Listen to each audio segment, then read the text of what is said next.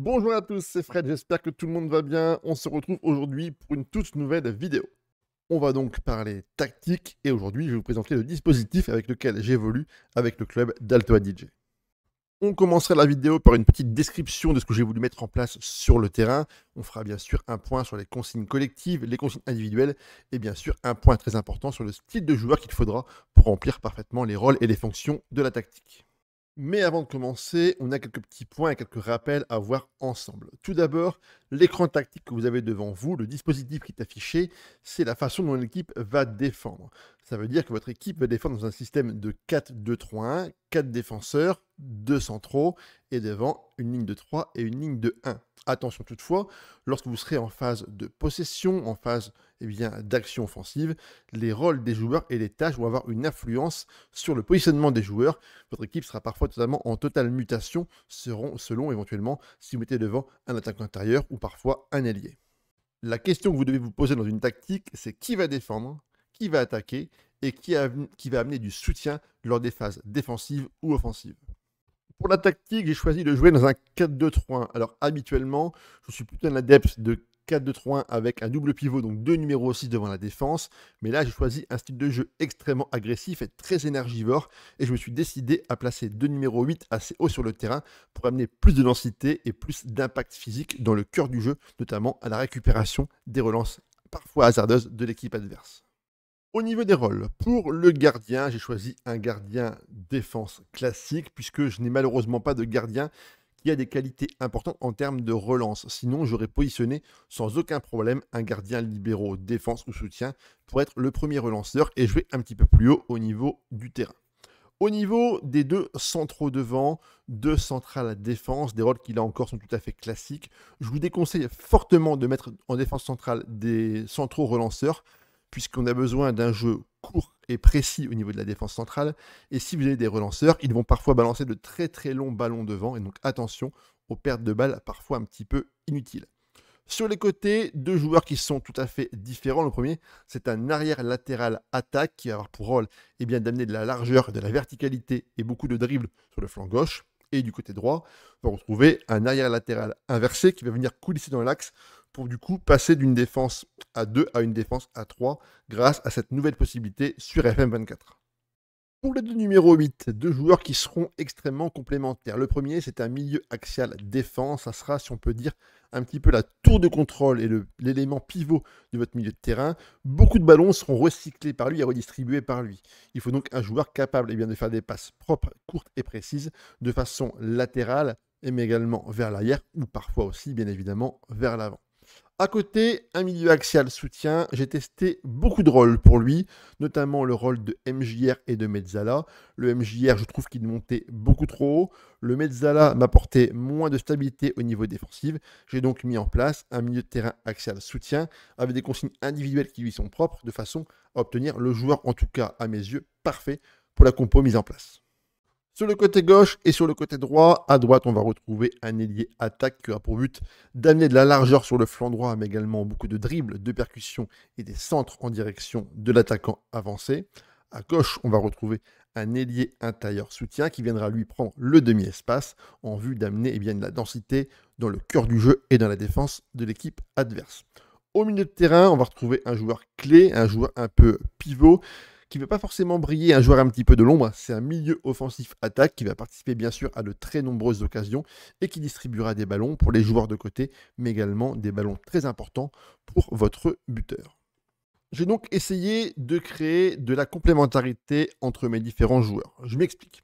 Au niveau du flanc gauche, par exemple, on a ici un joueur qui va remplir la largeur, c'est Kuzma qui va amener du coup énormément de mouvements sur le côté gauche et qui va monter très haut au niveau du terrain sur l'aile. Je n'avais donc personne pour remplir ici le demi-espace, c'est pour ça que j'ai incrusté un ailier intérieur qui va venir lui coulisser et venir jouer ici plus dans le cœur du jeu de façon à libérer le couloir pour l'arrière latéral. Et d'un point de vue défensif, pour donner de la stabilité, côté gauche, on a Renteria, donc le milieu axial défense, qui lui va rester derrière et qui va justement pouvoir compenser et ramener de la solidité et de la stabilité lors des phases offensives avec une position extrêmement défensive. Et à droite, même idée, J'ai un joueur qui va amener de la largeur sur le côté et de la verticalité avec donc énormément de percussion. Un ailier qui va donc manger la ligne pour pouvoir aller centrer jusqu'au bout. Et pour compenser ces montées et ce joueur qui va monter énormément, ici, on a un joueur de soutien qui va venir en appui pour pouvoir contrôler le milieu de terrain. Et derrière, on aura un joueur défensif qui, lui, va amener eh bien, sa solidité à mon bloc et à ma charnière centrale. Au niveau de la mentalité, on part sur une mentalité qui est positive, le but étant d'essayer de maîtriser le jeu grâce à une prise de risque qui est extrêmement modérée. Je n'ai pas encore pour le moment des joueurs qui vont amener énormément d'intensité et de prise de risque maximum justement à leur qualité. On va donc essayer de les brider légèrement, mais en offrant tout de même la possibilité d'exprimer leur talent footballistique.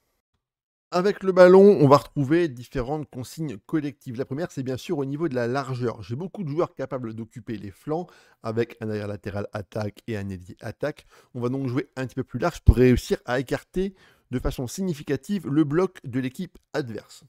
Pour les passes maintenant, un jeu un peu plus court, vu que le jeu latéral est possible, on va justement parfois chercher à augmenter la largeur grâce à un style de passe un petit peu différent et moins court que d'ordinaire. Au niveau des dribbles, on va chercher énormément la prise de risque et les situations de 1 contre 1. Donc la consigne prenez la défense de vitesse, là encore, est extrêmement importante.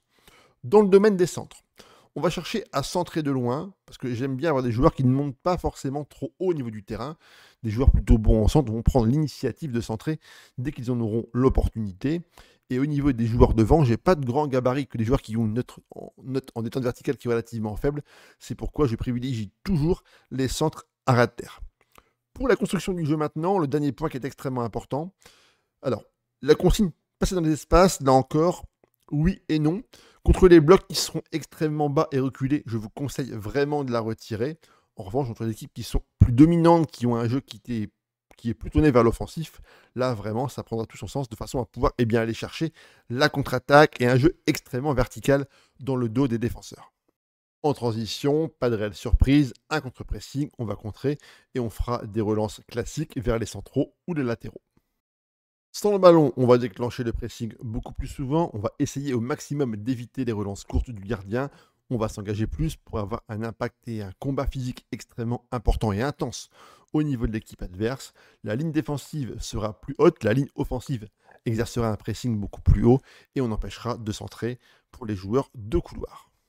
Pour les consignes individuelles, pour le gardien et le latéral droit, je n'ai absolument donné aucune consigne particulière. En revanche, pour les deux centraux, j'ai rajouté uniquement la consigne de tacler plus durement pour justement avoir un impact important au niveau du numéro 10, mais aussi des buteurs de l'équipe adverse.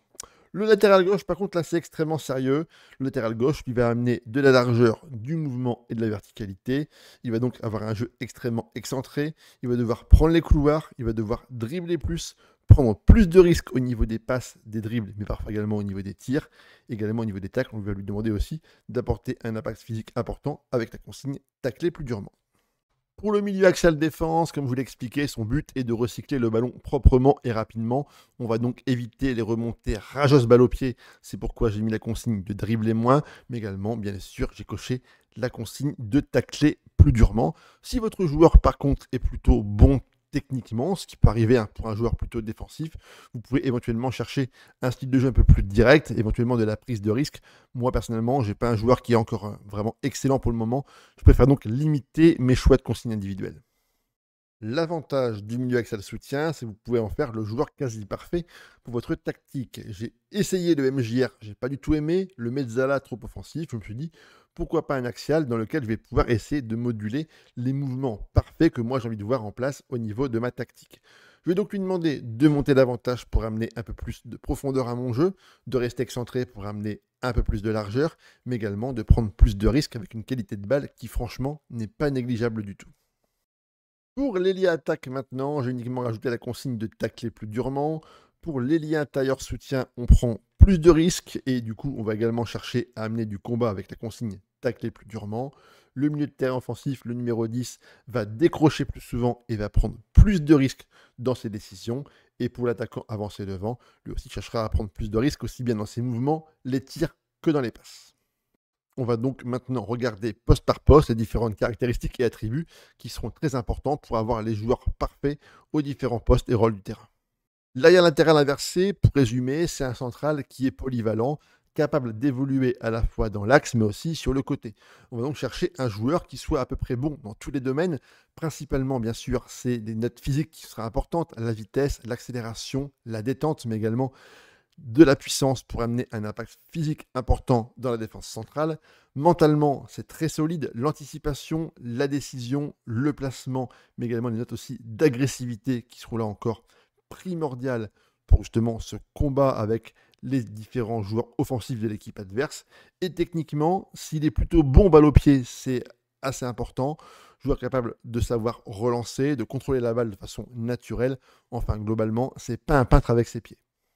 Pour les centraux, eh ben, c'est du grand classique, hein. Physiquement, ça va être costaud. Mentalement, là encore, joueur bon dans l'anticipation, la concentration, la décision, le placement, bien sûr, et éventuellement, pourquoi pas, s'il a des bonnes notes en vision du jeu et en passe, c'est un petit plus, parce que ils auront énormément à la balle. Donc, si les mecs ne savent pas faire une passe à 10 mètres, forcément, c'est compliqué. Moi, malheureusement, c'est pas des joueurs qui sont très bons dans ce domaine-là. Donc, forcément, c'est des lacunes que je serai amené plus tard éventuellement à combler ou à modifier, soit par de l'entraînement, soit par du changement de joueur. Mais en tout cas, des notes, entre guillemets, hein, entre 11 et 12 feront largement le boulot pour une relance propre et soignée.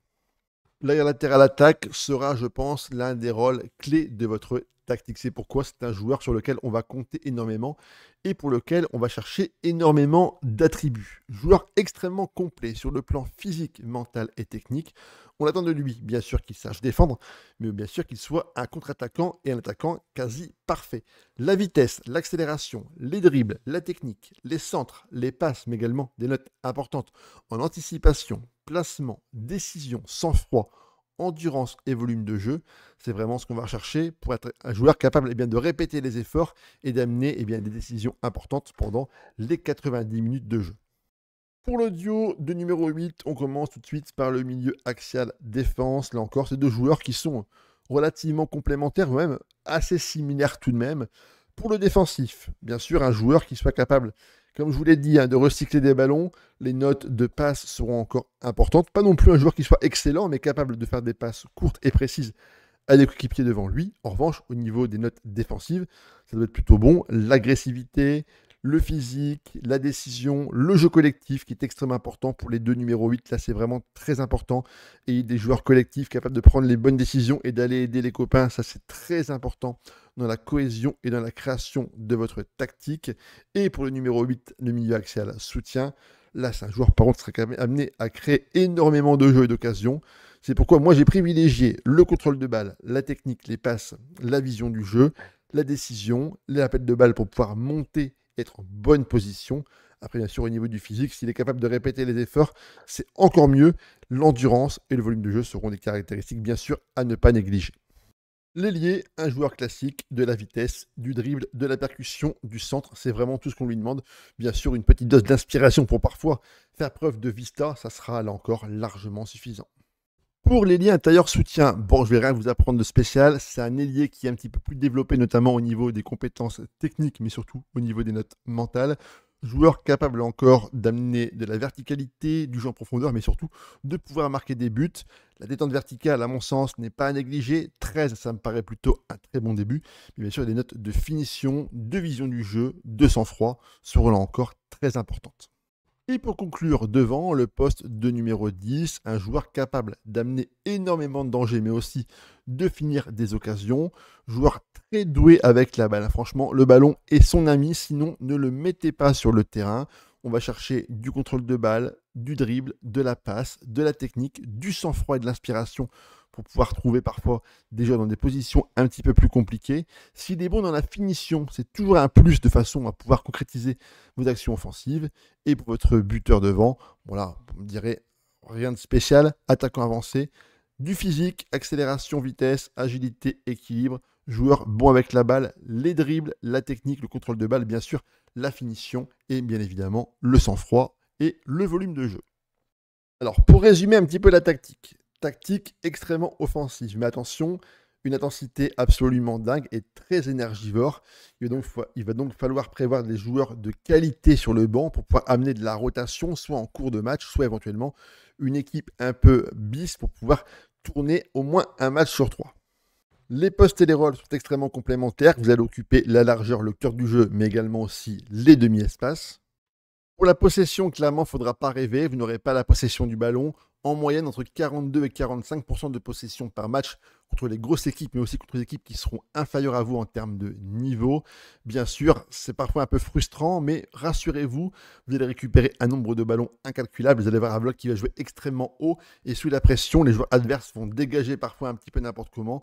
Vous allez récupérer les ballons facilement de façon à pouvoir vous ruer à l'attaque de façon extrêmement rapide et très rythmée. Si vous avez parfois quelques difficultés pour appréhender ou pour comprendre le rôle d'un joueur sur le terrain, vous allez retrouver sur la chaîne dans la partie tuto une playlist avec plein de postes détaillés, le pivot, le carriero, le mezzala, le faux neuf, qui vous apporteront plein d'informations différentes sur le positionnement, les caractéristiques et les attributs nécessaires pour avoir le joueur parfait au bon endroit et au bon poste. Je vais du coup mettre la tactique sur un lien Mediafire, n'hésitez pas à la tester et à me faire vos retours en commentaire. Alors je sais qu'en ce moment FM c'est un petit peu mort, mais si tu as aimé la vidéo, n'hésite pas à t'abonner, commenter, liker, partager, c'est hyper important pour la visibilité et le référencement. Et si vraiment tu as du temps libre, retrouve-moi sur la chaîne pour différents tutos, de la tactique, des postes et des rôles, des expériences, mais également la carrière qu'on fait en ce moment avec le club d'Altoa DJ. Allez, ciao!